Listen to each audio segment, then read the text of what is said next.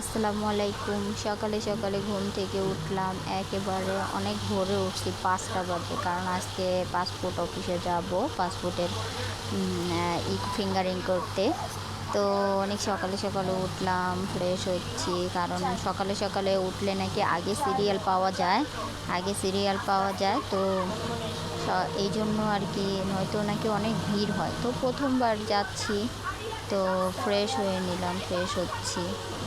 তো শুনছি যদি আগে আগে যাই তাহলে নাকি উম, ঝামেলাটা কম হয়।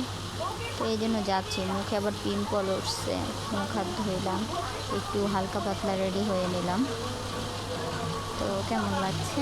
মাশাআল্লাহ সুন্দরই লাগছে, খারাপ না। তো এই যে বেরিয়ে পড়ছি ফাইলপত্র নিয়ে, এই যে আমার ফাইল কাগজপাতি। তো যাচ্ছি হাজব্যান্ডের সাথে। সকালের ওয়েদারটা আসলেই মাশাআল্লাহ খুবই সুন্দর। সকাল সকাল আসলে সকাল সকাল ঘুম থেকে উঠে একটু হাঁটাহাঁটি করা খুবই ভালো লাগে। তো দেখতে দেখতে চলে আসলাম পাসপোর্ট অফিস। এটা হলো আমাদেরটা হলো নর্দাতে, সরি নর্দা না, এটা হলো কি বলে এটাকে, জায়গাটার নামটাই তো মনে পড়তেছে না, কি জানো,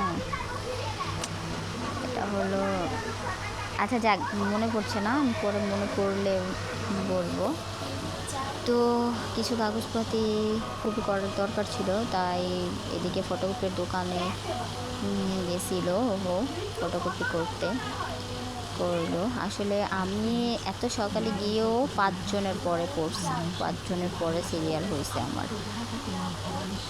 তো আমার পাসপোর্টের ডেটটা মিস হয়েছিল, 24 তারিখে ছিল। তো ঝামেলা হয়েছিল, ঝামেলার কারণে আমি পাসপোর্ট, আমারটা বাবুর বাবারটাও, মানে দুজনেরটাই দেরি হয়ে গেছিলো। এই জন্য আমাদের আবার ডেট চেঞ্জ করে দিছে, ডেট নিয়ে আসতে হয়নি। আর তারপরেও সিরিয়াল আগে পাওয়ার জন্য সবসময় সকালে যাওয়াটাই বেটার, কারণ জায়গাটা আসলে খুবই সুন্দর। ও আচ্ছা, মনে পড়ছে, এটা হলো আফতাবনগর। হ্যাঁ, এটা হলো আফতাবনগর। তো আমাদের পাসপোর্ট অফিসটা আসলে খুবই কাছে।